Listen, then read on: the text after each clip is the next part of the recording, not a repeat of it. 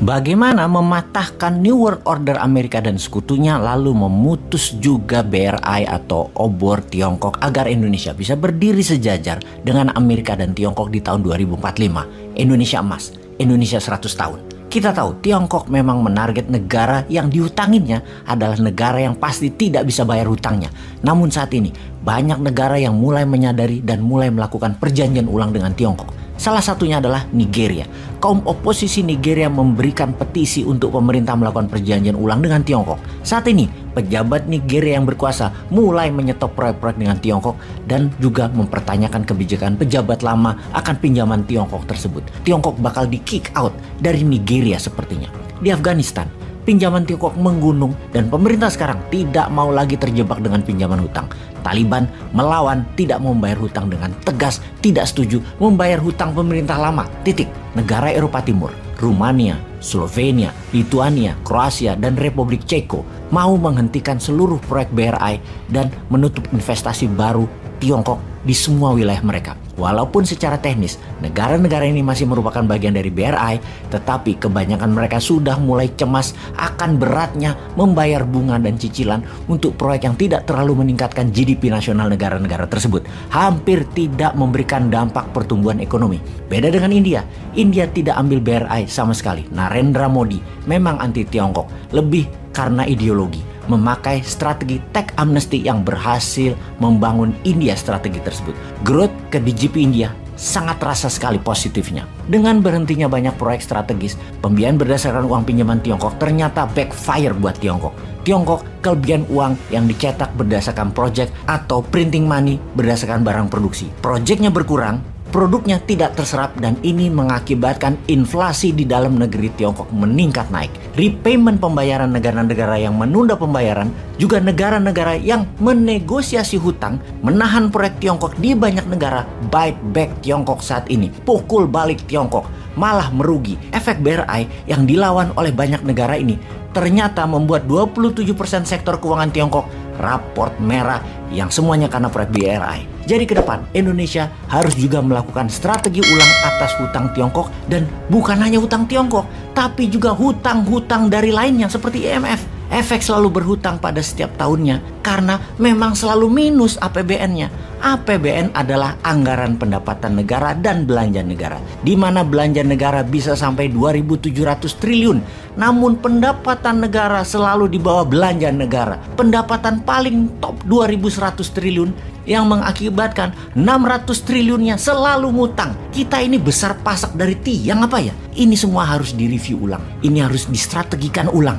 Ini harus ditotal ubah cara berekonominya. Hutang BUMN diklaim sebagai hutang korporasi, itu juga tidak benar.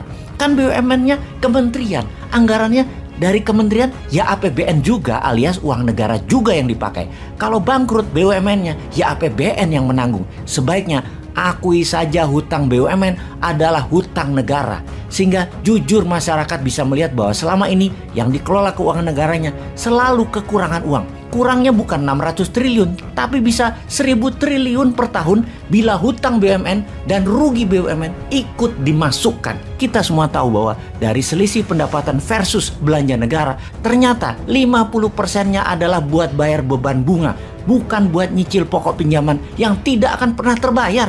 Tetapi hanya bunga saja harus pinjam buat bayarnya. Bayangkan, dalam 7 tahun hutang negara meningkat dari 2.500 triliun ke 7.000 triliun.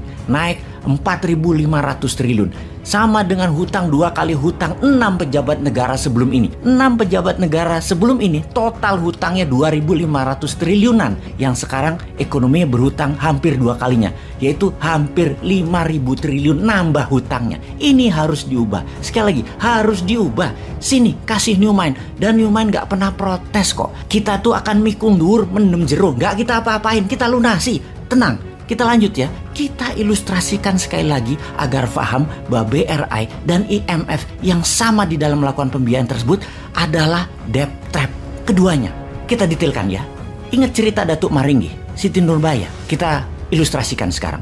Sang datuk yang bersyahwat besar itu naksir Siti Nurbaya. Setiap hari melihat Siti Nurbaya berjalan ke pasar, Berdetak kencang jantung Datuk Maringgi melihat kecantikan dan kemolekan sang gadis. Lalu sang datuk pun mencari tahu apa yang menjadi minat orang tua Siti Nurbaya. Ternyata mereka adalah orang biasa saja yang ingin terlihat sukses dan terpandang di kampungnya. Padahal keterampilan tidak punya, pengetahuan pun tidak punya. Ini kesempatan emas bagi Datuk Maringgi. Orang tua Siti Nurbaya ditawari peluang usaha beserta modal usahanya. Uang pun mengalir. Kemakmuran keluarga mulai nampak dengan rumah menjadi mewah dan penampilan sosial orang tua Siti Nurbaya menjadi kinclong.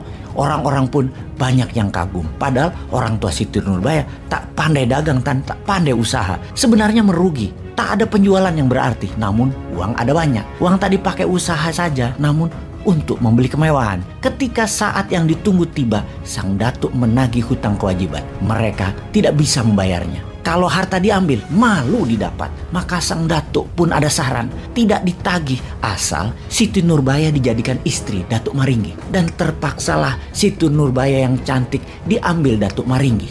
Itu hanya sekilas debt trap versi novelnya Marah Rusli terbitan tahun 1922 yang kalau dikiaskan kecantikan alam Indonesia itu indah, nian, seksi dan menawan.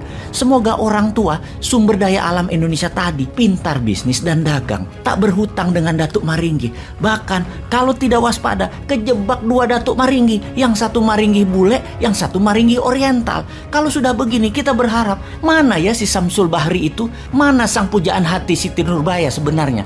Kapan ya Samsul Bahri bergerak?